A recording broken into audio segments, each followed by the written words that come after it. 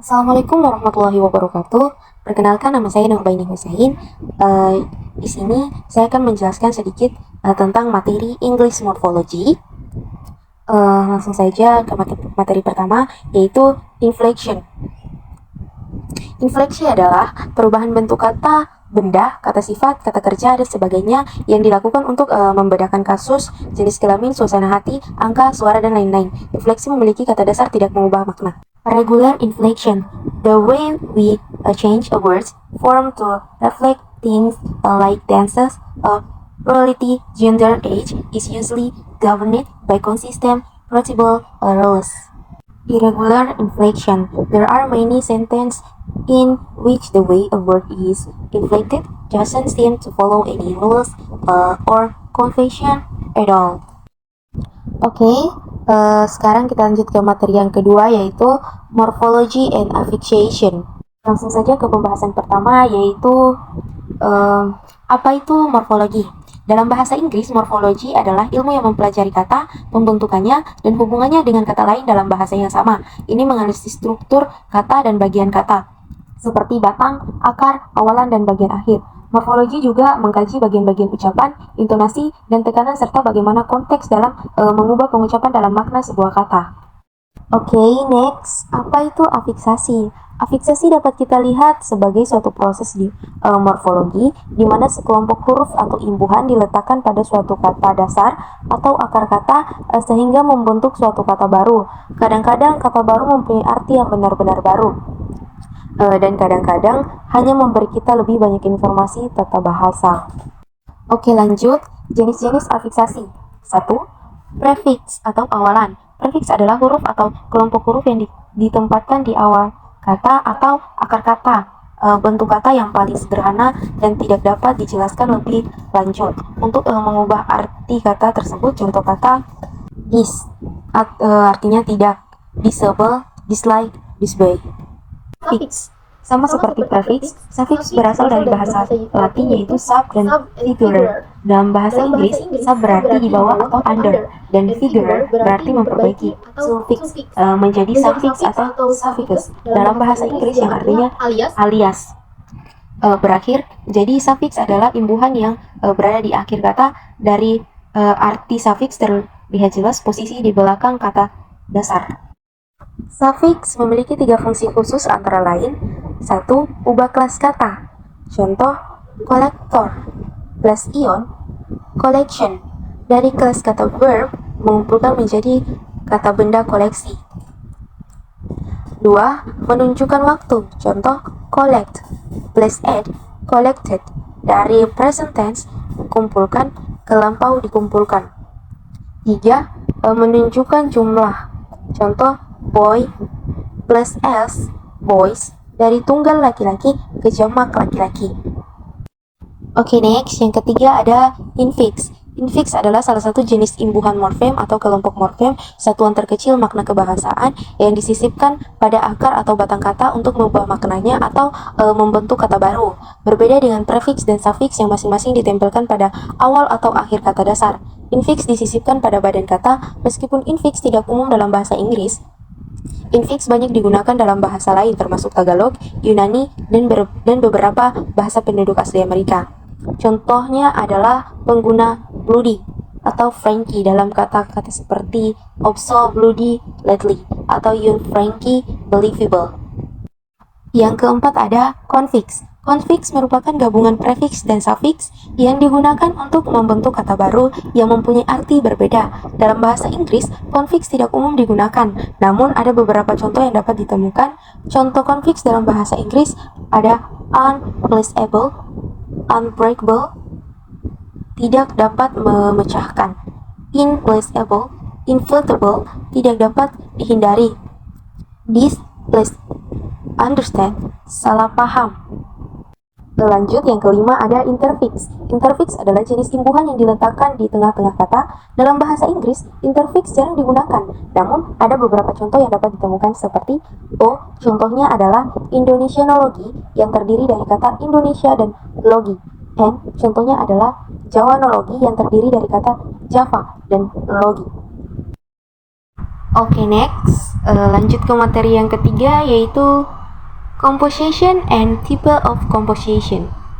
Oke, next masuk ke pembahasan A. Definition of composition. Komposisi adalah proses pembangunan dasar dengan dasar atau biasanya berupa akar maupun bentuk perimbuhan untuk mewadahi suatu konsep yang belum tertampung dalam sebuah kata. Seperti kita ketahui, konsep-konsep kehidupan kita banyak sekali, sedangkan jumlah kosakata terbatas. Oleh karena itu, proses komposisi ini dalam bahasa Inggris merupakan satu mekanisme yang cukup penting dalam pembentukan dan pengayaan kosakata. Next, example, hill, small mountain, small hill. Red, red blood, pink ruby. Oke, lanjut. B. Type of composition. 1. Kalimat majemuk setara. Terdiri dari klausa-klausa yang memiliki hubungan setara. Kata penghubung atau conjunction yang biasanya digunakan pada kalimat majemuk setara adalah conjunction koordinatif seperti and, or, but, then, dan conjunction koordinatif lainnya. A. Kalimat majemuk setara sejalan. Terdiri dari dua klausa atau lebih yang memiliki kedudukan sejalan, dihubungkan oleh conjunction as, and, then, when, while. Contohnya, Ani is drawing and Budi takes bath. B. Kalimat majemuk setara. Berlawanan terdiri dari dua klausa atau lebih yang saling berlawanan. Dihubungkan dengan kata hubung as, and, then, when, while. Contohnya, Jono had arrived home but his sister was not at home. C. Kalimat majemuk setara hubungan sebab akibat. Terdiri dari dua klausa yang menunjukkan hubungan sebab akibat dihubungkan oleh conjunction because, until, so. Contohnya, Ronnie eats spicy food so he got dry heat. D. Kalimat majemuk setara penguat. Kalimat ini memiliki klausa yang berfungsi sebagai penguat klausa lainnya. Contohnya, Rudy is being strange, especially people he doesn't like. Oke, lanjut. 2. Kalimat majemuk ratapan. Merupakan kalimat majemuk yang memiliki beberapa kalimat tunggal untuk dijadikan sebagai satu kalimat utuh. Biasanya, kalimat ini akan dipisah atau digabung dengan menggunakan tanda baca koma. Conjunction yang biasa digunakan pada kalimat majemuk ratapan antara lain and, also, dan lain-lain. Contohnya, she buys vegetable, she buys sugar, she buys rice. Kalimat ini dapat digabung menjadi she buys vegetable, sugar, and rice. 3. Kalimat majemuk bertingkat. Kalimat majemuk bertingkat adalah kalimat yang memiliki anak kalimat atau kalimat yang bergantung pada kalimat lainnya. Dan induk kalimat, kalimat yang tidak bergantung pada kalimat manapun. Kalimat ini juga dikerap sebut sebagai kalimat kompleks. A. Kalimat majemuk bertingkat hubungan waktu. Antara anak kalimat dan induk kalimat dihubungkan oleh conjunction yang menandakan waktu seperti since, before, when, after, until, while, dan lain-lain. Contohnya, Nisa went to shop when Alia visited her house. B. Kalimat majemuk bertingkat hubungan syarat. Antara anak kalimat dan induk kalimat dihubungkan oleh conjunction syarat yang menjelaskan suatu kondisi harus dipenuhi oleh kondisi lain. Conjunction yang dimaksud antara lain if dan as long as. Contohnya, I will definitely play at your house if I have free times. C. Kalimat majemuk bertingkat hubungan tujuan. Antara anak kalimat dan induk kalimat dihubungkan menggunakan kata penghubung yang menyatakan tujuan atau maksud ke depannya, seperti for, old dog, dan lain-lain. Contohnya, Donnie works early for covering his family needs. D. Kalimat majemuk bertingkat hubungan perbandingan. Kalimat ini dihubungkan menggunakan conjunction yang menyatakan perbandingan, seperti as, then, dan lain-lain. Contohnya, Gani prefers physics than chemistry. Lanjut, E. Kalimat majemuk bertingkat hubungan perlawanan atau konsesif. Kalimat ini memiliki kata conjunction yang menyatakan hubungan perlawanan, seperti even though, anytime, all talk, dan lain-lain. Contohnya, even though he is sadly, no, he doesn't feel lonely. F. Kalimat majemuk bertingkat hubungan sangkalan. Kalimat ini memiliki conjunction yang menyatakan sangkalan seperti as, if, dan lain-lain. Contohnya, funny folk with the tears, as if all here a mutation had been released. G. Kalimat majemuk bertingkat hubungan penyebab.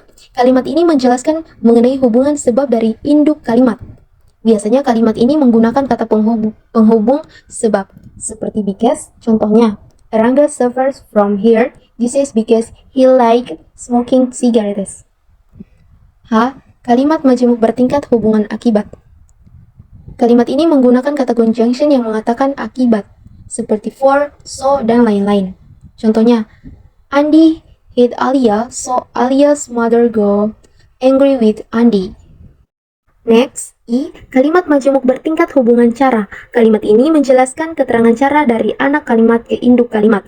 Biasanya kalimat ini menggunakan kata with. Contohnya, Rara learns how to use a laptop with her older sister helping. J. Kalimat majemuk bertingkat hubungan alat. Kalimat majemuk jenis ini terdapat penjelasan mengenai cara atau alat yang digunakan dalam kejadian. Biasanya ditandai dengan conjunction seperti with atau without. Contohnya, electric stoves can warm food without using free. Lanjut, 4. Kalimat majemuk campuran. Kalimat majemuk campuran merupakan gabungan dari kalimat majemuk setara dan kalimat majemuk bertingkat. Selain itu, kalimat majemuk campuran memiliki ciri, yaitu terdiri dari 3 klausa dalam satu kalimatnya. Contohnya, his deserves always postponed because his daddy concentrated more on education institution abroad, while his parents choose education at home. Oke, jadi sekarang kita lanjut ke materi yang keempat, yaitu morphophonemic. Oke, kita masuk ke pembahasan, yaitu 1. Type of morphophonemic change. 1. Process lesion of phoneme. 2. Process of additional phoneme. 3. Process of simple of consonant change. Oke, kita masuk ke proses morphophonemic. Terkait dengan proses afiksasi, ada istilah yang disebut proses morphophonemic atau Fromkin 1990-141. Istilah proses morphophonemic berasal dari 2 kata, yaitu morfem dan fonem. Kata morphophonemic mengacu pada variasi bentuk morfem karena pengaruh faktor fonetik atau kajian terhadap variasi tersebut atau Longman. Dapat juga dikatakan morphophonemic adalah ilmu yang mempelajari presentasi fonemik morfem-morfem dalam lingkungan yang berbeda. Perlu diperhatikan di sini bahwa gambaran perubahan struktur fonemik dianalisis dari sudut pandang linguistik sinkronis, bukan diakronis. Lanjut, kita masuk ke type of morphophonemic change. 1. Proses lesion of phoneme. Loss of phoneme juga dikenal sebagai proses penghilang fonem terjadi ketika suara atau bunyi tertentu dalam suatu kata tidak diucapkan atau dihilangkan secara tidak sadar oleh penutur bahasa. Explain. 1. Gonna dari going to. 2. Wanna dari want to. 3. Lem dari let me. Additional of phoneme. Penambahan fonem juga dikenal sebagai epentensis terjadi ketika suara atau bunyi tambahan dimasukkan dalam suatu kata. Ini bisa terjadi karena pengaruh aksen regional, pengaruh bahasa asing, atau bahkan kesalahan dalam pengucapan. Example. 1. Athlete dari atlet. 2. Hamburger dari hamburger. Consonant change. Perubahan konsonan sederhana juga dikenal sebagai proses fonologis terjadi ketika suatu konsonan digantikan oleh konsonan lain dalam suatu kata. Ini bisa terjadi karena pengaruh dialek, perubahan seiring waktu, pengaruh dari bahasa asing. Example. 1. Think berkembang dari bahasa Inggris Tengah thinking. 2. Sheep dari bahasa Inggris Tengah sheep. Oke, kita masuk ke materi yang terakhir, yaitu morphology process reduplication. Oke, lanjut ke pembahasan pertama, yaitu what is reduplication. Reduplication is a purpose in morphology where a word or a part of a word is repeated, typical for the purpose of creating new word or expressing different grammatical or semantic meanings. This process can be found in various languages around the world. In the process of reduplication, a part of a word is repeated either full or partly. This repetition can occur and the beginning medley. Proses ini dapat ditemukan dalam berbagai bahasa di seluruh dunia. Dalam proses penggadaan, sebagian kata diulangi seluruh atau sebagian. Pengulangan ini bisa terjadi di awal, tengah, atau akhir kata. Reduplikasi dapat melibatkan pengulangan suatu suku kata atau seluruh rangkaian suku kata. Reduplikasi memiliki fungsi berbeda dalam bahasa yang berbeda. Kata ini dapat digunakan untuk mengungkapkan pluralitas, intensitas, pengunggulan, tindakan berulang, penekanan, atau bahkan dapat digunakan untuk tujuan pembentukan kata, menciptakan kata-kata baru dari kata-kata yang sudah ada. So, materinya sampai di sini, lebih dan kurangnya saya mohon maaf. Wabillahi taufiq wal hidayah. Wassalamualaikum warahmatullahi wabarakatuh. And thanks for watching guys.